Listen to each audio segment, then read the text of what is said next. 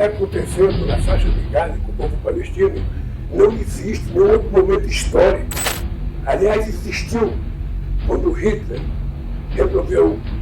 matar os judeus.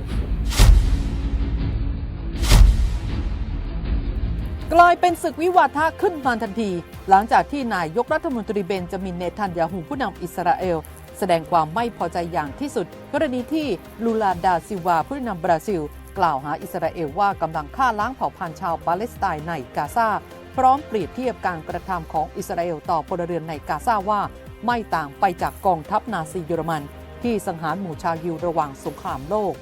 โดยตำหนิปฏิบัติการโจมตีของอิสราเอลในกาซาว่าสิ่งที่เกิดขึ้นในฉนวนกาซาไม่ใช่สงครามหรือการสู้รบระหว่างทหารกับทหารแต่เป็นสงครามระหว่างกองทัพที่ยิ่งใหญ่กับผู้หญิงและเด็กด้านเนทันยาฮูออกแถลงการตอบโต้ทันควันโดยกล่าวว่าคำพูดของดาซิลวาเป็นคำพูดที่น่าละอายและร้ายแรงและว่าการเปรียบเทียบอิสราเอลเป็นกองทัพฮิตเลอร์เป็นคำพูดที่ล้ำเส้นแดงและว่าปฏิบัติการสู้รบในกาซาเป็นการปกป้องตนเองของอิสราเอลและปกป้องอนาคตภายใต้กฎหมายระหว่างประเทศนอกจากนั้นเนทันยาฮูสั่งให้นายอิสราเอลแคชรัฐมนตรีต่างประเทศเรียกเอกอัครราชทูตบราซิลประจำอิสราเอลเข้าพบเมื่อวานนี้เพื่อยื่นหนังสือประท้วงล่าสุดแคชรัฐมนตรีต่างประเทศของอิสราเอลออกมากล่าวกับผู้สื่อข่าวว่าตนคิดว่าสิ่งที่ประธานาธิบดีลูลาดาซิลวาแห่งบราซิลพูดนั้นไม่คู่ควรกับชาติบราซิลอันเป็นชาติที่รุ่งเรืองและไม่คู่ควรกับความสัมพันธ์ฉันมิตรอันลึกซึ้งระหว่างรัฐบราซิลกับรัฐอิสราเอลเป็นส่วนใหญ่ด้วยดังนั้นตนจึงคิดที่จะเรียกร้องให้ลูลาถอนคำพูดและขอโทษซึ่งก่อนจะถึงเวลานั้นลูลาจะกลายเป็นบุคคลที่ไม่พึงปรารถนาในอิสราเอลแคชกล่าวต่อว่าสิ่งที่ประธานาธิบดีลูลากล่าวเมื่อนำไปเปรียบเทียบกับสงครามระหว่างรัฐอิสราเอลกับฮามาสกับฮิตเลอร์และนาซีนั้นถือเป็นสิ่งที่น่าละอายและเป็นการโจมตีชาวยิวอย่างรุนแรงทั้งกับผู้คนและรัฐอิสราเอลตนขอแจ้งให้กับประธานาธิบดีลูลาทราบว่าเราจะไม่ลืมและจะไม่ให้อภัยตนขอประกาศให้เขาทราบในนามของพลเมืองอิสราเอลว่าเขาเป็นบุคคลที่ไม่พึงปรารถนาในรัฐอิสราเอลจนกว่าเขาจะถอนคำพูดและขอโทษออกมา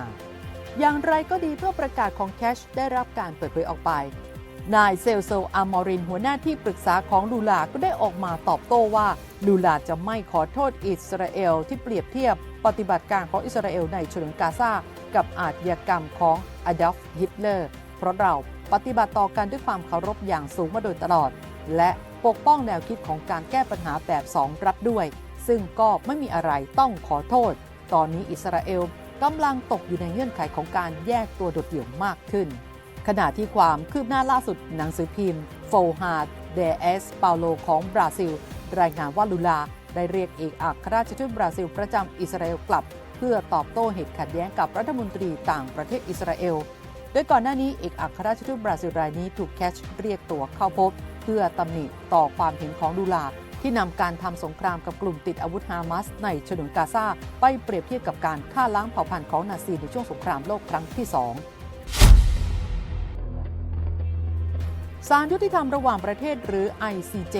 ที่กรุงเฮกของเนเธอร์แลนด์ได้จัดให้มีการพิจารณาคดีตลอดทั้งสัปดาห์เกี่ยวกับผลกระทบทางกฎหมายการยึดครองดินแดนปาเลสไตน์ของอิสราเอลตั้งแต่ปี 1967 โดยคาดว่าจะมี 52 ประเทศรวมถึงสหรัฐและรัสเซียขึ้นให้การเป็นพยานขณะที่อิสราเอลจะไม่มีส่วนร่วมในการพิจารณาคดีแต่จะยื่นคำร้องที่เป็นลายลักษณ์อักษรลงวันที่ 24 กรกฎาคม ปี 2023 ที่เรียกร้องให้ศาลเพิกถอนคำร้องขอดังกล่าวด้านริยัดอัลมาลิกีรัฐมนตรีต่างประเทศแห่งปาเลสไตน์กล่าวขณะอยู่ในศาลว่าการฆ่าล้างเผ่าพันธุ์ที่กำลังเกิดขึ้นในฉนวนกาซาเป็นผลมาจากการไม่ต้องรับโทษและการไม่ปฏิบัติตามมานานหลายทศวรรษซึ่งเป็นเวลาหลายทศวรรษแล้วที่ชาวปาเลสไตน์ถูกปฏิเสธในเรื่องสิทธิ์และต้องอดทนต่อทั้งลัทธิล่าอาณานิคมและการแบ่งแยกสีผิวยุติการยึดครองของอิสราเอลถือเป็นความจำเป็นทางศีลธรรมทางการเมืองและทางกฎหมายแต่รัฐบาลอิสราเอลที่สืบทอดมาได้ให้ทางเลือกแก่ชาวปาเลสไตน์เพียง3ทางเลือกเท่านั้นคือการไล่ออกการปราบปรามหรือความตาย